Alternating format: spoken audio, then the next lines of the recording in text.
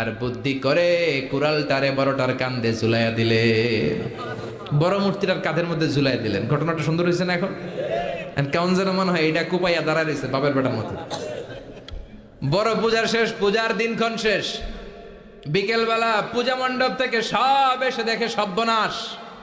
পাহারাদার ইব্রাহিম কই, আনতা ফাআলতা হাযা বিআলিহাতিনা ইয়া ইব্রাহিম।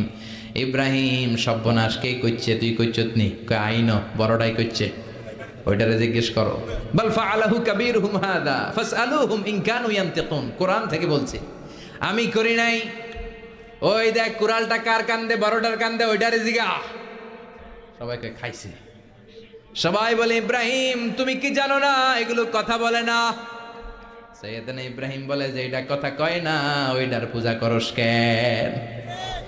যেটা কথা বলে না, যেটা নিজেরাই নিজেদেরকে মায়ের থেকে বাঁচাতে পারে না, নিজেরাই নিজেদেরকে রক্ষা করতে পারে না, তোরে কিভাবে রক্ষা করবে? এগুলোর পূজা কেন করিস?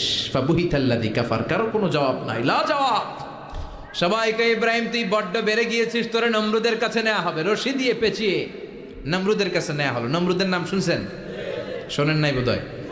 শোনেন নাই? পৃথিবীতে 4 জন বাদশা ছিল, যারা গোটা বিশ্বের বাদশা। গোটা বিশ্বের 2 জন কাফের, 2 জন মুমিন। মুসলমানের একজন হচ্ছে যুলকারনাইন, আরেকজন হচ্ছে সাইয়েদনা সুলাইমান। কাফেরের একজন হচ্ছে বাখতানাসার, আরেকজন হচ্ছে নমরুদ। এই নমরুদের কাছে নিয়ে যাওয়া হলো রশি দিয়ে বেঁধে। এবার নমরুদের সাথে কি ডায়ালগ মারছে এটা তো আর কোরআনে নাই। কথা কন, এটাও আছে। নমরুদ বলে, ইব্রাহিম শুনলাম তুমি নাকি আমাদের খোদাগুলারে মারছো, তুমি নাকি কোন আল্লাহর ইবাদত করো, তুমি নাকি কোন নতুন রবের তথ্য নিয়ে আমাদের বাবেল নগরীতে আগমন করেছো। আমি ছাড়া কোনো খোদা আছে বলে তো আমি শুনি নাই। এই বাবেল নগরীতে আমি ছাড়া কোনো খোদা আছে আজকে নতুন শুনলাম। কে তোমার খোদা? কি তার পাওয়া?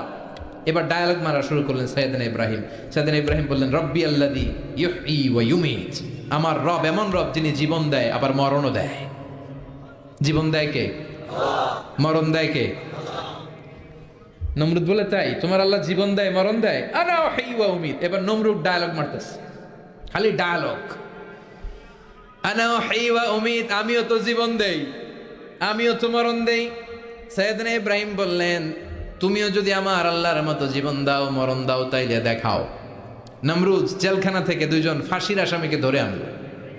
ধরে এনে একটা ধারালো ছুরি নিয়ে প্রথম আসামির পেটের ভিতরে ধা করে ছুরিটা ভরে দিয়েছে। ফিনকি দিয়ে রক্ত